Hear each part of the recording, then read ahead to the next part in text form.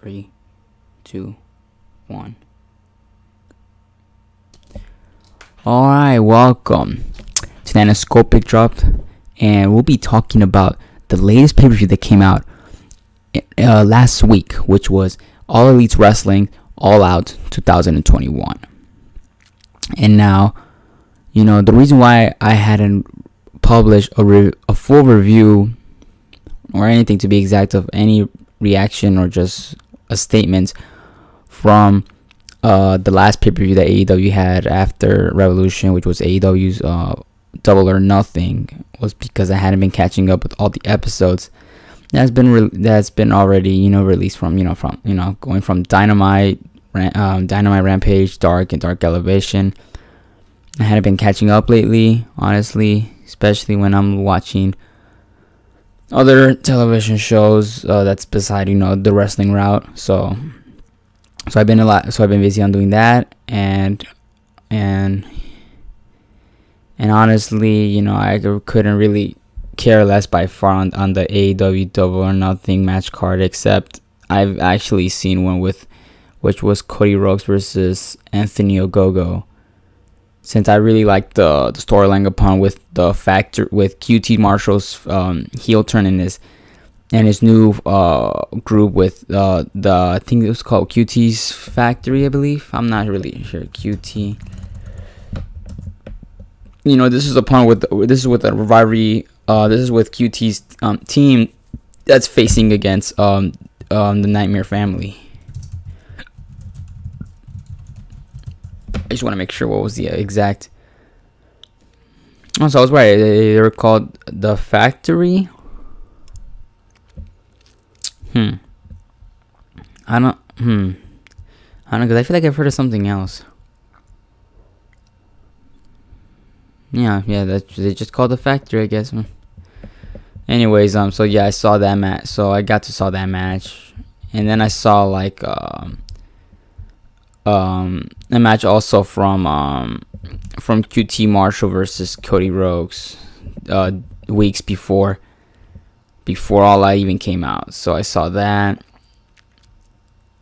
and just to prep up, and especially Nick Cage versus Chris Jericho. So I saw that match too, and honestly, I didn't know anything before watching the All Out preview.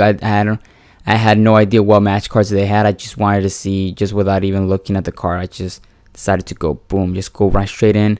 Like if you've never seen a movie like if you've never seen the trailer of a movie or anything like that, or any of the previews or images, just go straight at it and watch what they have. And so yeah, I saw All Out. And let me go show my read my exact reviews on those matches, because it did take me time. It did take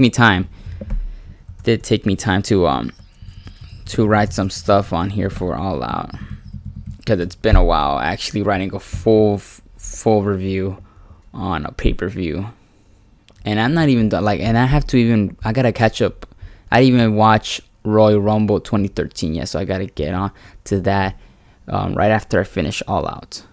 Because I was also busy watching WWE on Peacock, watching the 2013 episodes, countdown to the Royal Rumble with The Rock versus CM Punk. But I'll get to my full review on Royal Rumble 2013. And maybe next week, I don't know. I hadn't decided my full official release date on that video. So here's my document is loading.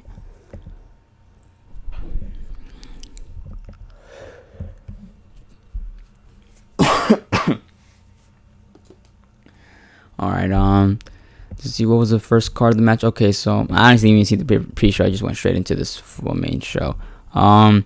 So the first card here would be Eddie Kingston versus Miro. And this is for the title and the stipulation is for the AEW TNT Championship. And so now, this is, to start with this, another title defense. Even after defeating Fuego del Sol days back, Miro couldn't be more of a pure regimen that that hadn't been removed off losing that TNT belt. So once called the Best Man, now in his present time he's now called the Redeemer. He'd start to loosen up when in fact of Eddie's chop was given to the chest of Miro.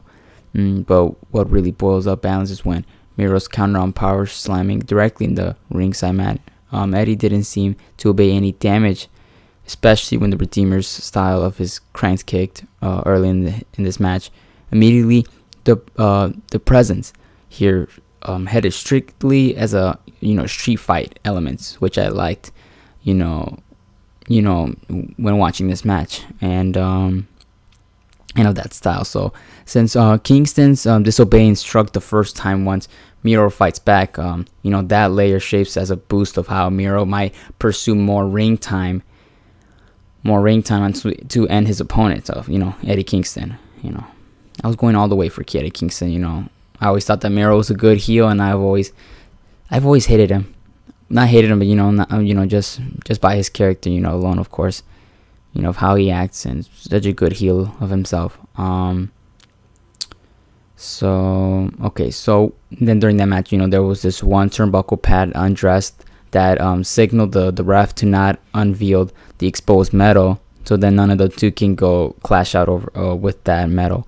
So and what was interesting, like my heart struck up when the backhand fist and the DDT, which was the primary finishers for Eddie, he went out to actually go for the cover, but the ref worked on putting back the turnbuckle pad to not expose the metal turnbuckle. So he couldn't finish it. So Miro kicked out of 2 count, and I got heated at that point. Because of course I looked at the ref and I was like, he should have just let them go with how the build-up was going.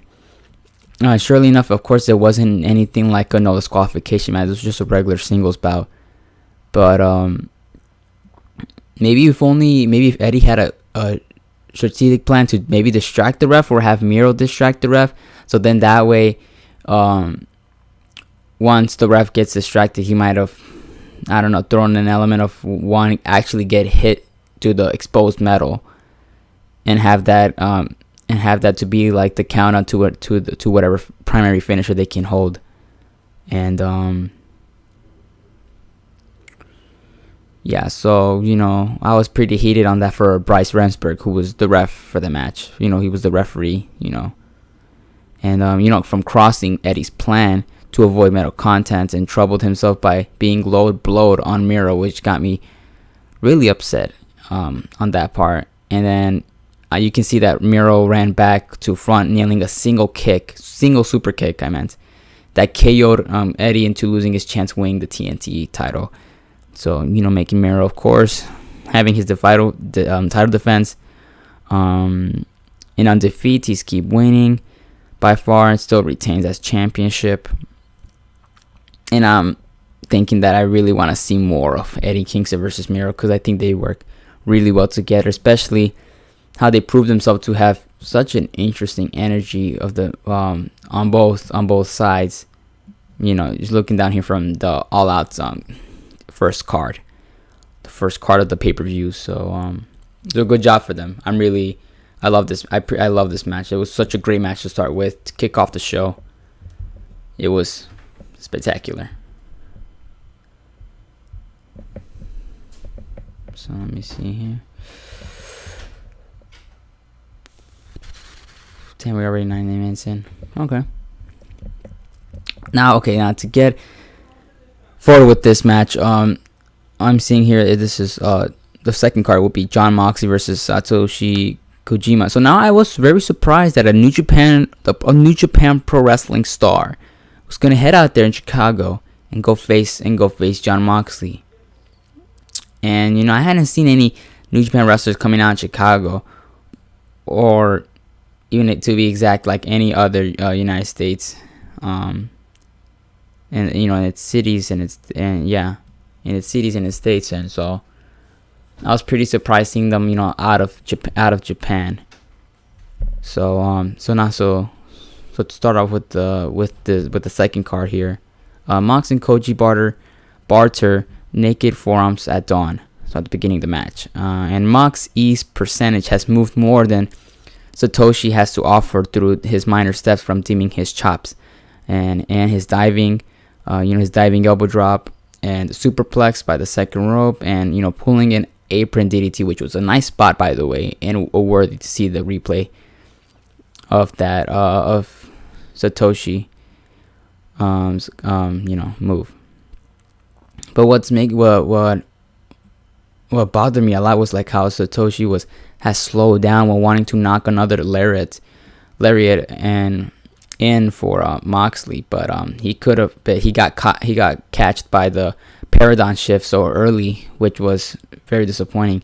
John scored when taking his finisher a second time, and I knew that during the end, this setup was already gonna boil next with better advantage to Satoshi, nearly knocking out John out, but seriously, like, so like the card here, this rush doesn't dial up well to be seen as a decent performance overall of this match. So, AEW expired so much effort here and it's a spit to the mouth to not see a New Japan Pro Wrestling star beat a very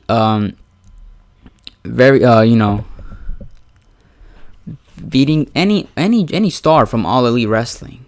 Like, I was already upset and much, and I had a lot of rage seeing that match because of how the duration went. It was very short. It really felt like less than 10 minutes. It was such a bum of a match, and I was really on to see Satoshi to win this match, and I was very disappointed to see John winning again. But after the bell, there was a certain theme song that I couldn't identify what it was. And then I see people already roaring. They were roaring crazy. And I couldn't wait to have the microphone, be put into the front stage and see what was actually happening. And there it was. It was one of the most recognizable New Japan stars on the planet.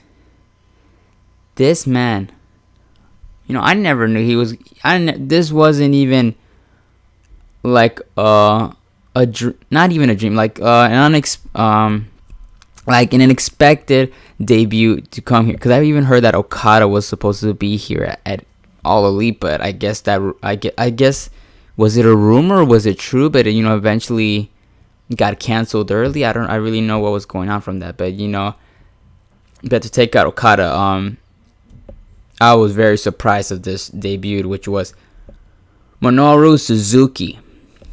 Suzuki, guys. Now, if you hadn't seen Suzuki and his fights, you've got to know better on how his moveset provides, or like just his character. He's very dangerous. I feel like he's very dangerous to compete in the ring, and not only is he like is he part of is he on his own. He's part of this group that, so sadly I forgot, because honestly I hadn't been watching New Japan. What was that team's name? He had a group, and he had alongside with Zack Sabre Jr., and that guy's also one of the most interesting UK wrestlers that have ever lived in this business alone. He was alongside with, there you go, Suzuki Gun. So that was the group that he was in, and to see him there face to face with John Moxley was honestly one of the best surprise. Was one of the standout moments out there in the night. And to even see that, I was wondering who's gonna pull off a fight first, who's gonna pull off some damage. Then I see, I think they were pulling off some chops or elbows. They were pulling up some strikes, and then I see Minoru catch him with the pile driver, which was one of his signatures. One of his finishers. He ended John Moxley there, and I couldn't be more happier to see that. Honestly, what would have been really interesting too is if Satoshi was actually interfered and then also attacked on John Moxley there. But I'm so happy to see that Suzuki actually debuted in AEW, and they announced that now in the next Dynamite he's gonna able to face, which already happened. But of course right now I hadn't watched even the latest Dynamite because of course I'm doing this review for you guys for All Out. So yeah, I'll be right back for 1 sec. Let me change something over here.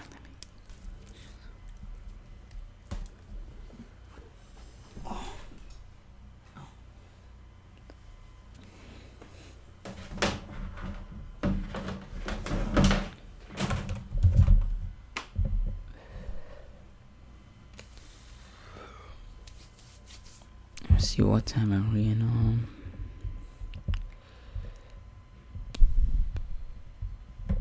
Alright guys, so now you're seeing this this is Dr. Britt Baker, DMD versus Chris Statlander for the AEW Women's Championship. Now, I really hadn't, I don't really watch, I've rarely watched women wrestling on AEW, so Cindy, I didn't really know what happened during Britt Baker coming in and how she became champion. But I did saw her match against Thunder Rosa. People were praising the hell out of it. So but anyways, from this to getting onto this match, so Chris gets an opportunity to face Britt for her title, and I'm glad to see that neither the outsiders, like the managers, people at ringside on both competitors coming from Orange Cassidy and Rebel with Jamie, the match was kind of clean to be exact here. No any pulls or cheats here, no tricks and anything like that to conclude the bout. Britt raises one question that I liked, She raised this one question that will she pull the lockjaw finisher? She unveiled her stylist glove to count down her finisher when it's ready. So so then she can retain and dominate here. But Chris manages to sidetrack that to pull a superplex, an electric faceplant, and a scissors kick. Now that of course does just a second count for her. So she eventually just kicked out of of those moves that were highlighted here from Chris.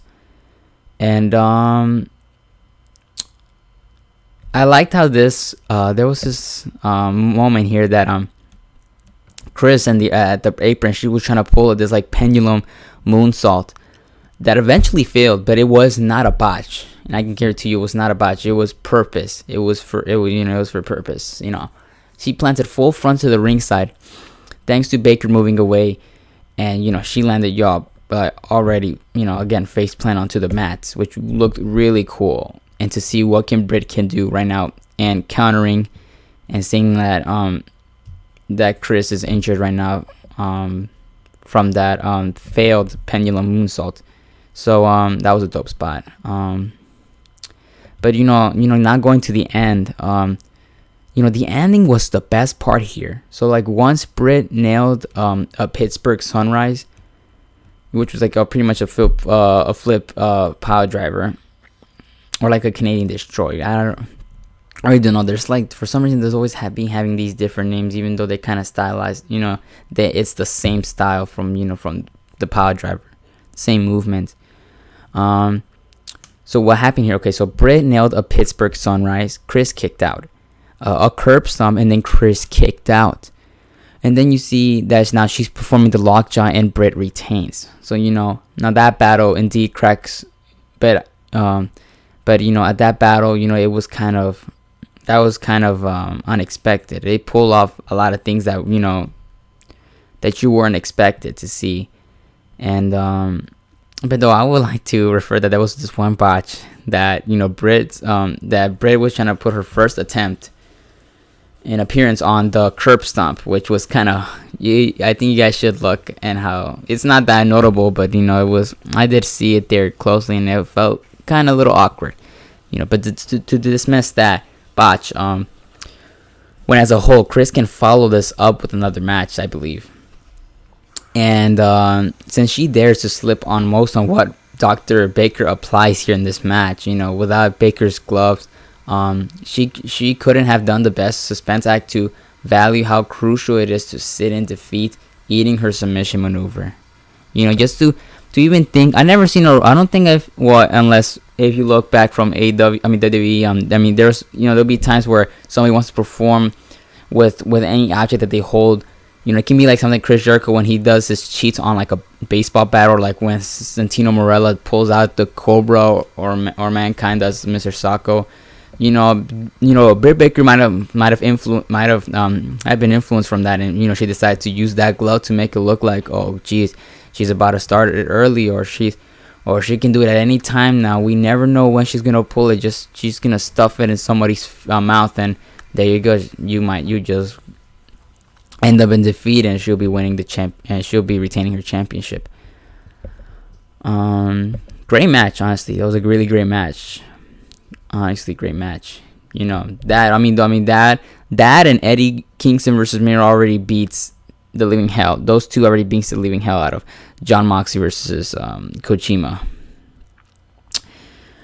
And so now this match. I was about to watch the Eliminator tournament, but I just saw the highlights of it from for the AEW World Tag Team Championship, and now to finally see this Young Bucks versus Lucha Bros. I'm surprised they wanted to add these. They wanted to have this match once more when they've been having several rivalries, which I saw like in Ring of Honor, I believe. I think they had a ladder war, and I think even during, maybe the first few events that came out of AEW before they were announcing their own weekly shows, like I think it was somehow an All In 2019, I believe they had a match, or I think it was probably one of those. Yeah, it was probably one of the, I'm not really sure if it was All In. It could have been something else, like one of maybe Fyter Fest or something, or Fight of the Fallen. The Young Bucks, as championship, they get to face Lucha Bros, Ray Phoenix and Pentagon Jr. So seeing that match, so here to tell you about this, I'm here. Young Bucks were flattened early to dismiss their escape by dropping their back body. The BTE trigger devoured Phoenix straight from the birth of this stipulation match. I actually felt annoyed at one point where the Young Bucks kept, lawn darting Phoenix to the right side of the cage several times. So it felt kind of dry. It felt kind of dry when they kept doing that on those times happening. But dramatically so, to tear part of the Lucha Bros mask thing, which I liked when wrestlers do that to show their real self behind the mask. Brandon Cutler, for some reason, he was also at ringside. He had a bag with him, and he threw it above the cage to show everybody the spiked thumbtack Jordan shoe, which caught me by surprise too. And I thought, is anybody really gonna get hurt from this Jordan shoe filled with thumbtacks? And I remember I just saw that there was this particular shot, and I see Matt smiling. And but here when they try to shoot it onto the Lucha Bros, Penta refuses to see his brother get stunned on the shoe, so instead he fulfilled the Bucks to super kick him in order to avoid Phoenix. And there was I think on the Jordan shoe, and then there was this squared sequence that I really loved so much, that causes everyone to be the victim by being devoured on super kick by super kick by super kick, and that really hadn't stepped down critically. But I believe Lucha Bros supposed pile driver foot stomp to the top cage. If you hadn't noticed, when Phoenix was climbing up to the top, that really like rutted rutted my excitement there. I was really disappointed when that happened, when that couldn't work. Because I would have probably planted a dead Matt Jackson to our eyes if that that particular tag team finisher was gonna hold on and excite the crowd. I was excited, but sadly Nick avoided that. But hey, so what was next? Phoenix splashed everyone on top of the cage and spiked Nick on the power driver / leg hold finisher. And that actually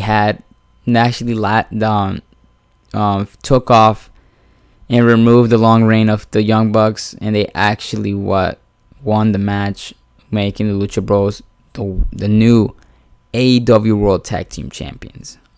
Now, looking back from it, they hadn't pursued more on escaping the cage, but rather treating the match as if there wasn't any steel cage, which I find that unique, and I respect that. It would be still almost an exact duplicate if it was placed as a normal tag team match. So this is condensed. So I find that to be really cool and kind of interesting, because I really didn't want none of them to win. To be exact, I was really upset that ever since when the Young Bucks defeated FTR at Full Gear, I was really mad, because FTR was already in the peak, and they're already tag team championship, and to see them get lost that titles already quickly was just so disappointing. And I still love FTR to this day. I still think that they should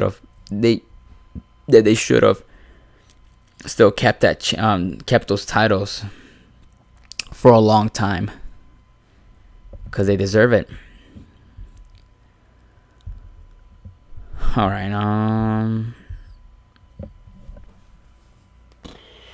Let me see what I got here. I also wrote some stuff here for the next match. I also think, by the way, that this match, Young Bucks versus Lucha Bros, was honestly contended as match of the year. Match of the year for certain. I mean, not match of the year, but match of the night. Match of the night, I meant. Okay, so here.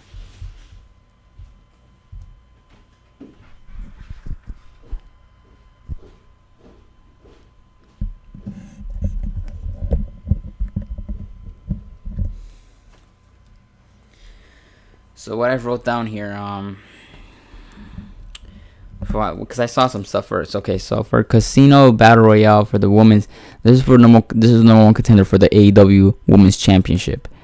Now for here, so the rules here says that winners earns like what I said, the AEW Women's World Title match. Wrestlers have selected. This is from their rules. This is exactly what it said. Wrestlers have selected a card from a special deck. What did I even say?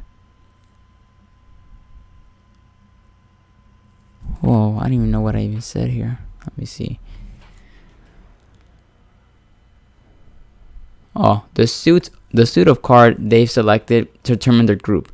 Every 3 minutes and 30 seconds, there appears to have a shuffle. They shuffle the deck to see which suit comes up, which is a group. And it's over the top elimination. And after all suits have been exhausted, the wrestler who drew the Joker card will be the last to enter. So there's a particular group coming in, like I think for the Casino Battle Royale. So I think it goes with spades, diamonds, and I forgot what else.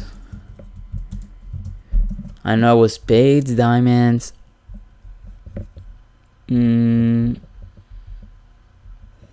spades. Oh, there you go. Spades, diamonds, hearts, and clubs, and then the Joker. Just the one Joker. So appearing here, I remember I was already automatically interested of like Sky Blue, who appeared in here, and I think in the first group for the battle royale, which was yeah, she was alongside with Hikaru Shida, Emi Sakura, and the Bunny and Abaddon. And to see her just to be there for like a few minutes, I had my eyes on Sky Blue to see how she progresses. But in disappointment, Abaddon eliminated her in the first minutes of the match. And then I see later on when the next group gets pulled on, which was the Diamonds, Kira Hogan came in, which kind of surprised me because I think I saw her a few months ago on Impact when she had a championship reign with Tasha Steelz, and I was kind of surprised that they were off from those titles and now she's not there, except Tasha, because Tasha's still in Impact. So when here says that she appeared, and and when I thought she was gonna really maybe have her full-time contracts into All Elite, but who knows, since after she left Impact. Yeah, I was kind of happy to see her there. So but in here whenever I noticed here something, the way that Hikaru Shia's when she eliminated Emi Sakura, it sucked in a way because of how the way she did like this. She did this like incomplete big boot. She was like running from the back and then try to go to the front to take her down, and it looked like she missed terribly, and it looked like she did it in such a lazy way, which was very which grew me a lot of discomfort from that. That was a really terrible botch. That one was actually worse than what Britt Baker had done in the curb stomp a few cards after that, before this. And then when I see Vanellope Ford came in into the group of Hearts alongside with Thunder Rosa, Riho, Jimmy Hayter, and Big Swole, I see that Vanellope Ford flexibility that I hadn't caught on from her because I don't really watch her matches. I just only seen her with managing with Kip Sabian and Miro at the time. And I see her, she counters this clothesline. And then, in her flexibility, she just dodges it. Not dodges it in a way, but, she just, she does this kind of like, how like the spider walk, I think, like how Bray Wyatt does, I guess. That's what they call it. She counters this clothesline, and then she stunners Anna Jay from the Dark Order. Just once when Ford arrives, which I liked. That was a really good highlight there. But it was just another early mess on Big Swole. Just seeing her, but then they kind of eliminated her again pretty quick, just like how Sky Blue did. Sky Blue was in fact gone already. Big Swole put this headbutt on Diamante, I think it's Diamante, and then I see Jimmy Hayter eliminating her, which I thought was pretty upsetting again too. This was slowly already this match was already going off to like a pretty bad sequence, just like it was growing a little less excitement, so I was kind of descending at that right now. But then I see Layla Hurst, I don't know if that's her name, as I'm saying, pronounce her name right. She does a suplex on the Bunny and Nyla Rose. Then I see Jade Cargill disrupting that, which I find a really cool moment. I always think that Jade Cargill, she's very interesting, and I wonder if she's gonna have a lot of great potential in the future here in AEW, since I saw her teaming up with surprised to say, Shaq O'Neal. Doing this mixed tag team match, like months, like even before Double or Nothing, when it was, Jade and Shaq facing Cody Rhodes and Red Velvet, and I thought that match was okay. I think it was good, but it needed more time. So then I saw her coming in, and then what was also cool. And kind of shocked me. That kind of shocked me at the moment where the Joker comes in. There was a surprise debut of AEW on AEW, which was Ruby Siho, who used to be Ruby Riott in WWE. She arrived and then upon her entry, then she was now she was already stuck with Nyla Rose and Thunder Rosa, which was the final 3 of the match. And then I see this chop game from that ignited from Rosa and Ruby to the apron, which I thought was a really good spot. And then you can see that she nearly got into the losing point when her legs were so close into touching from the mat, and already unautomatically was about to lose her opportunity to face Britt Baker. But luckily, Ruby hooked Rosa into an enziguri, and that made Thunder Rosa go out of the ring and eliminated. So that made Ruby Siho, if I'm saying it right, Siho, winning the match, which I thought was pretty cool. And then also a bad thing that not a cool moment was when during the final 3, Nyla Rose just got eliminated from a drop kick by Thunder Rosa. And I thought that, Jesus, like, it's not that really. It looks pretty unrealistic to see Thunder Rosa already going over and destroying Nyla like that.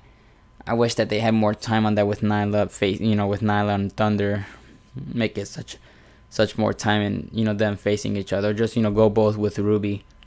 But the outcome of this match was pretty good, so that was not that bad. So this match was so. Surely not good, of course, not contended. Not contended as the best match out there.